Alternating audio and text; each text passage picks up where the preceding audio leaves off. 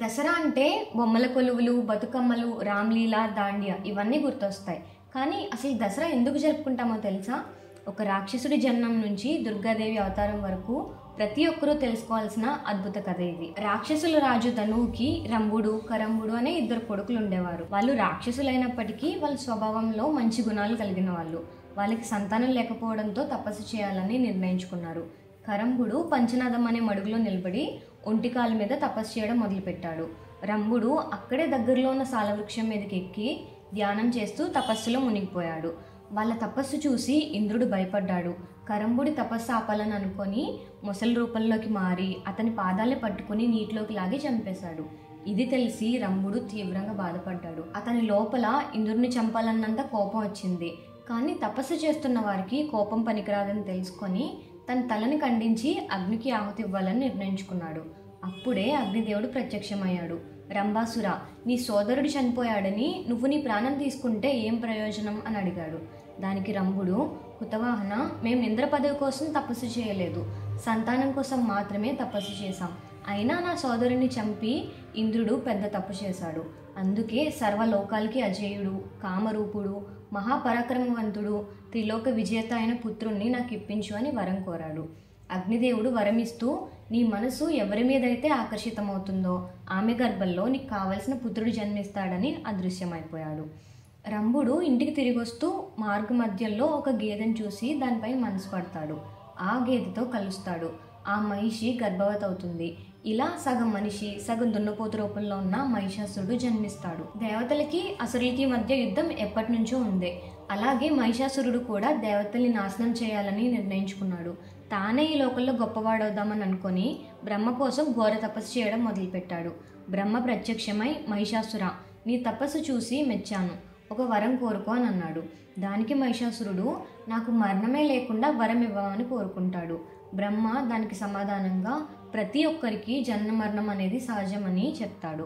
అప్పుడు మహిషాసురుడు, ఆడవాళ్ళు అబలలు కనుక వాళ్ళు నన్నేం చేయలేరు, కాబట్టి ఆడవాళ్ళు తప్ప ఇంకెవ్వరి చేతిలోనూ నేను చనిపోలేని వరం ఇవ్వమని అడుగుతాడు. దానికి బ్రహ్మ అంగీకరించి వరం ఇస్తాడు.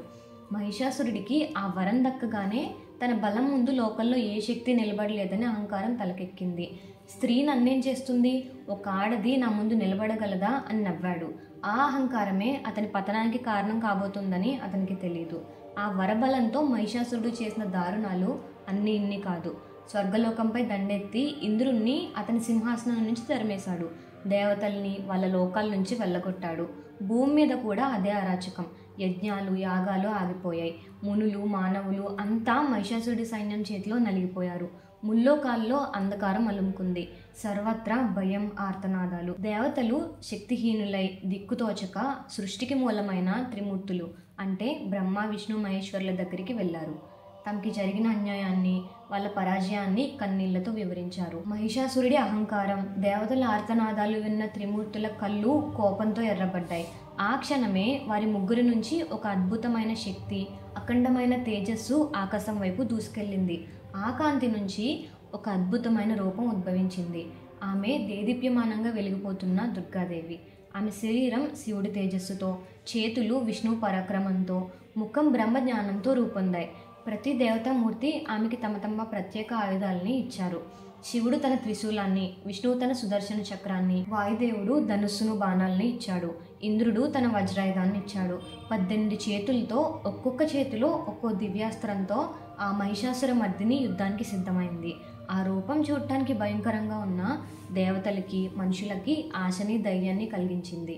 ఇన్నాళ్ళు అన్యాయం చేసిన వాడికి లెక్కలు చెప్పే టైం వచ్చిందని గ్రహించారు. దుర్గామాత సింహవాహిని అయి గట్టిగా గర్జించింది. ఆ గర్జన విని మహిషాసురుడితో పాటు లోకాలన్నీ కూడా ఒక్కసారిగా ఉలిక్కిపడ్డాయి. ఆ యుద్ధం కేవలం యుద్ధం మాత్రమే కాదు, ధర్మానికి అధర్మానికి మధ్య జరిగిన ఒక సంకల్ప పోరాటం. సరిగ్గా 9 రోజుల పాటు భీకరమైన యుద్ధం జరిగింది. మొదట దుర్గమ్మ సైన్యంలో ఉన్న అగ్రశ్రేణి రాక్షస సేనాధిపతులను మట్టుపెట్టింది. ఆ తర్వాత రక్తబీజుడు అనే మరో శక్తివంతమైన రాక్షసుడు రంగంలోకి దిగాడు. ఇతనికి ఒక విచిత్రమైన వరం ఉంది. అతని శరీరం నుంచి రక్తం నేల మీద పడితే ఆ రక్త బిందువు నుంచి ఇంకో రక్తబీజుడు పుట్టుకొస్తాడు. దీంతో యుద్ధం ఎప్పటికీ అంతం కాదు. కానీ దుర్గమ్మ ఒక వ్యూహం వేసింది. ఆమె కాళిక రూపం ధరించి ఒక్క రక్తపు బొట్టు కూడా నేల మీద పడకుండా ఆ రాక్షసుడి రక్తాన్ని తాగి వాణ్ణి అంతం చేసింది.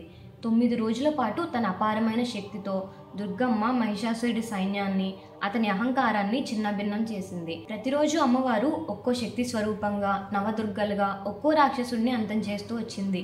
ఇక 10వ రోజు వచ్చింది, అదే దశమి. ఈ 9 రోజుల్లో తన సైన్యం మొత్తం నాశనం అవడంతో చివరికి గర్వంతో ఉప్పొంగుతున్న మహిషాసురుడే రంగంలోకి దిగాడు. కోరల నుంచి నిప్పులు కక్కుతూ కైలాసం అంతటి రూపంతో ఒక భయంకరమైన దున్నపోతు రూపంలో యుద్ధానికి వచ్చాడు.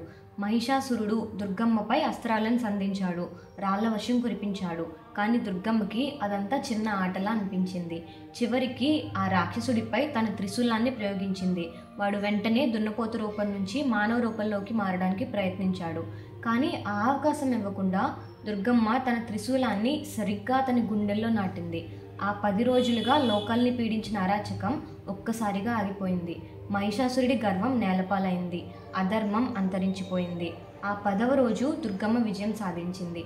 అందుకే ఈ రోజుని విజయదశమి లేదా దసరా, అంటే దశపాపాలను హరించే రోజుగా లోకమంతా ఆనందోత్సాహాలతో జరుపుకోవడం మొదలుపెట్టింది. దసరా అనేది కేవలం దుర్గాదేవి విజయమే కాదు, భారతదేశంలో దీన్ని మరో 2 విజయాలకు గుర్తుగా కూడా జరుపుకుంటారు. రాముడు రావణుని సంహరించింది కూడా విజయదశమి రోజునే కావడంతో రావణ దహనాన్ని, పాండవులు అజ్ఞాతవాసం ముగించుకొని జమ్మి చెట్టుకు వేలాడదీసిన వారి అస్త్రాలని తిరిగి తీసుకున్న రోజు కావడంతో జమ్మి చెట్టును కూడా పూజిస్తారు.